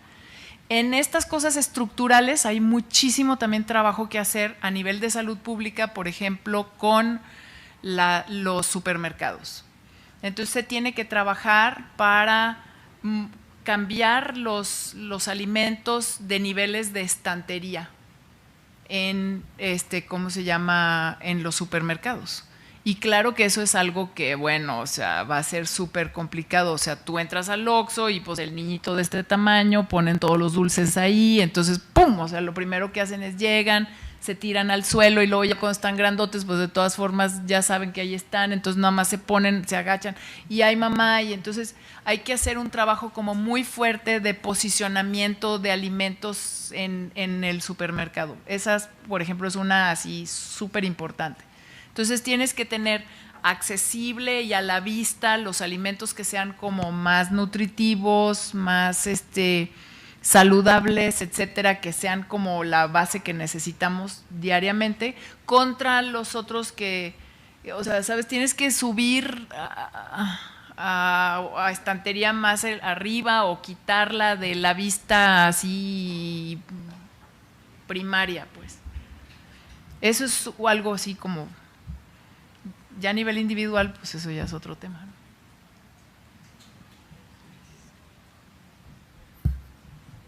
Hola. Hola. Como familiar, ¿tú crees que podamos hacer algo para ayudar a nuestros seres queridos con sobrepeso? Sí. Sí, o sea, yo creo que en el entorno, o sea, que todos tienen que hacer la modificación. Es entrar a trabajar, o sea, es perder esta visión de el nutriólogo que trabaja en un consultorio y que da dietas, ¿sabes? Por el nutriólogo que llega a la casa, se mete a tu casa, ¿verdad? Y te ayuda a hacer una evaluación de la conducta, hace la evaluación de la conducta, entra a evaluar a todas las personas, llega y después te da una serie de recomendaciones y luego o te da los resultados, pues, de cómo es, y luego te enseña a interactuar con ¿cómo se llama? De diferentes maneras, pues, que impacten a todos, y se mete y te ayuda cocinando y hacen las listas del súper y hacen otro tipo de cosas. Y entonces ahí puedes apoyar o sea, porque se convierte en un cambio que es completamente dinámico y familiar, en donde la persona que no tiene un problema de control de peso, también está involucrado, porque lo está haciendo por otra razón y encuentras esa razón.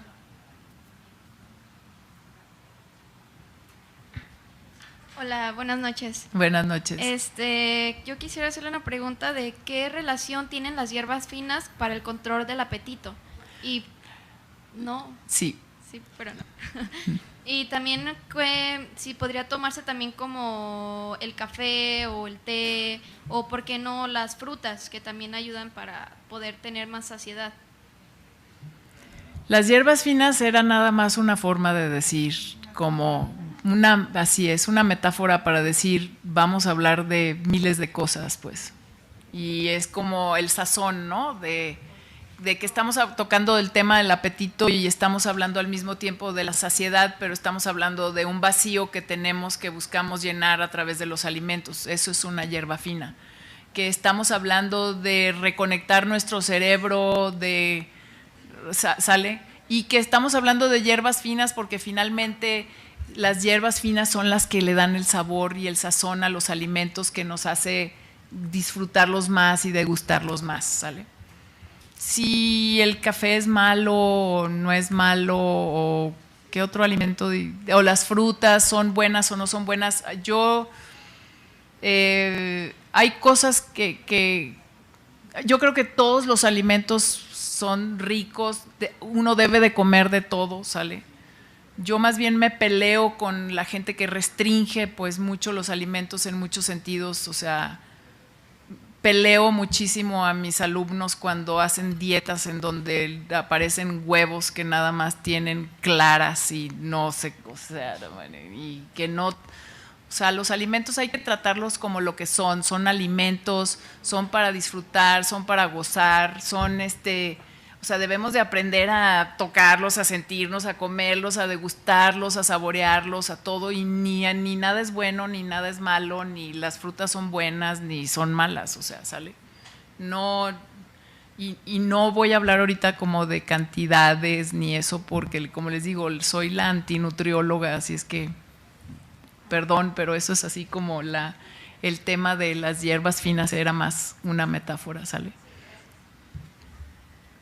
Gracias. Buenas noches. Acá. Sé que la investigación en obesidad y en general en el peso es algo bastante complejo, y por eso le he encontrado mucho más gusto a este sentido. Es decir, no se puede separar, porque no se puede, al ambiente de lo genético, de lo cultural, etcétera, etcétera, ¿no? Es algo que no es separable. Y por eso es tan complejo estudiar al humano, y al humano en algo donde no lo podemos separar. No somos ratitas en donde nos van a estar midiendo específicamente, y como comentas, se podría hacer esas investigaciones pesándoles, pero entonces dejaríamos de analizar al humano en un contexto natural y ver cómo se comporta. Entonces eso es algo que me parece bastante interesante que se esté estudiando y que sé que se hace. Y en la cuestión genética, que hay datos súper claritos, ¿no? El geno B o los receptores de grelina, leptina, etcétera, que ya nos dicen si una persona va a ser obesa, o enfermedades genéticas bien claritas, ¿no? Prader-Willi, lo que sea, que van a ser obesos por más que no le movamos. Pero me gustaría meterle en estas finas hierbas la parte cultural que he visto en cuanto a personas de diferentes países, ¿no? Sí es cierto que conforme hemos ido evolucionando y haciéndonos más estáticos, que tener todo este ambiente obesigénico que decimos, tener todo al alcance y en ya, nos ha hecho que incremente el índice de obesidad a nivel mundial.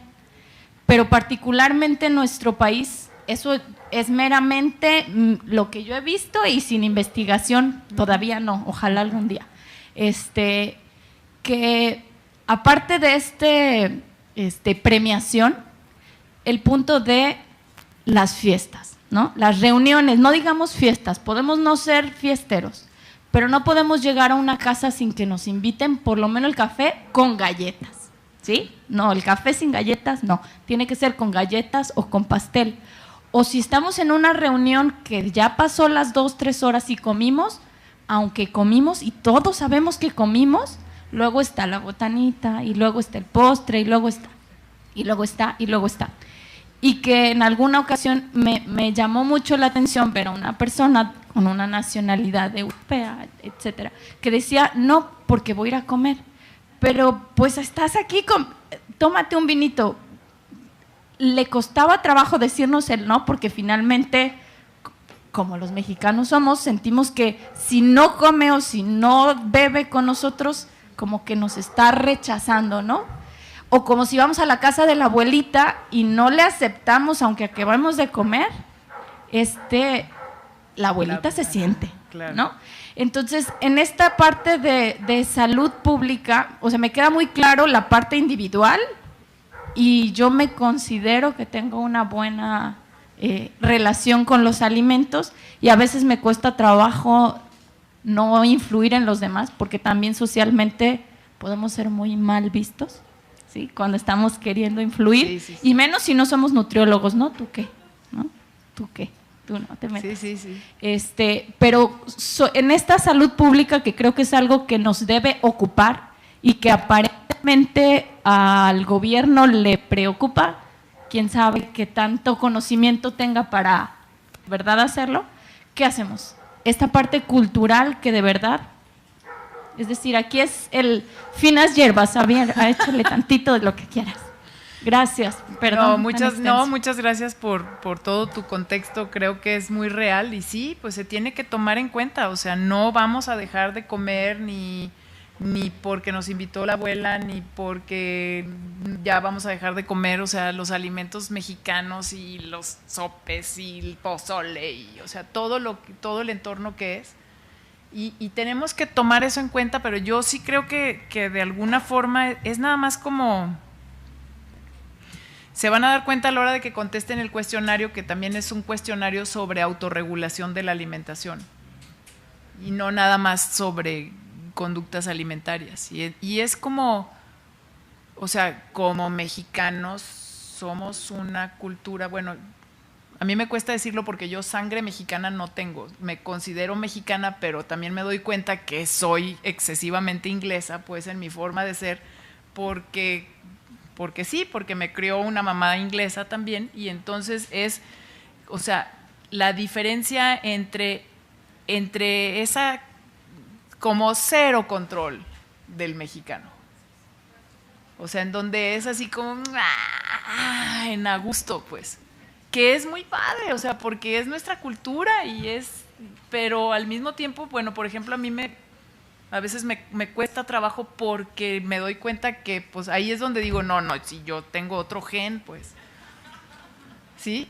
Entonces, no sé, o sea, no sé ni qué contestarte, no sé ni qué decirte, es como de, bueno, entonces vamos a metiéndonos a todos en una licuadora y a ver qué sale después, pues no, ¿verdad? O sea, esa parte no se va a ir, entonces, a nivel de salud pública, o sea, ¿qué necesitamos decir? ¿Cómo necesitamos decirlo? ¿De qué manera? O sea, para que los mensajes o sea, se corran de que cuando vas con la abuela no es que no le tengas que aceptar el sopecito o el tamal, es que no te lo tienes que comer todo, tal vez, que nada más necesitas comerte una cucharada del tamal o 2, no 3 tamales y luego vuelvas a cenar y todo. O sea, otra vez es una forma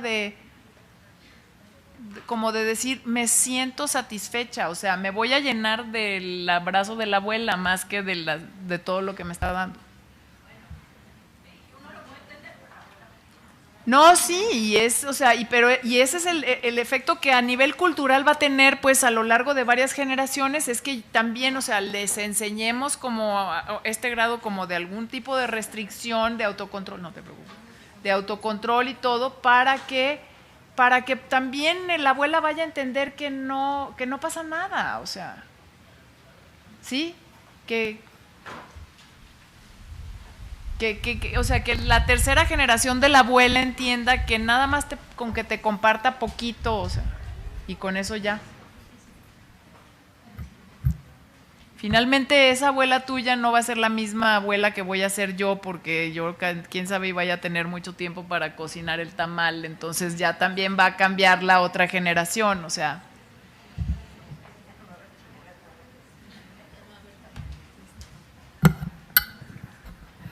Bueno, pues ahora sí que muchísimas gracias a todos. Hasta aquí llegamos. Estoy segura que si hay alguna otra pregunta podemos escribirle a Claudia y con gusto podrá respondernos. Y bueno, no quiero dejarlos ir a los que están aquí antes de invitarlos a la siguiente sesión, que será el 6 de junio.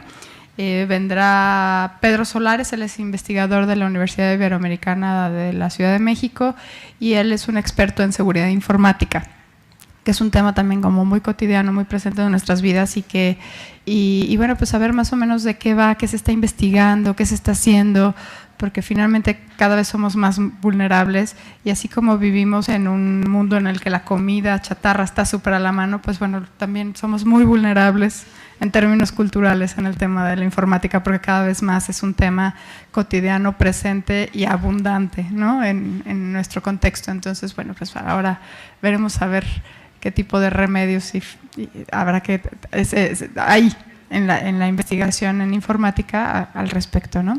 Y bueno, pues también agradecerle muchísimo a Claudia su presencia esta tarde, noche y su generosa presencia. Esperemos aprender eventualmente a comer y bueno, pues muchísimas gracias a todos por sus preguntas. Muchas gracias. Muchas gracias. No se les olvide contestar el cuestionario, por favor.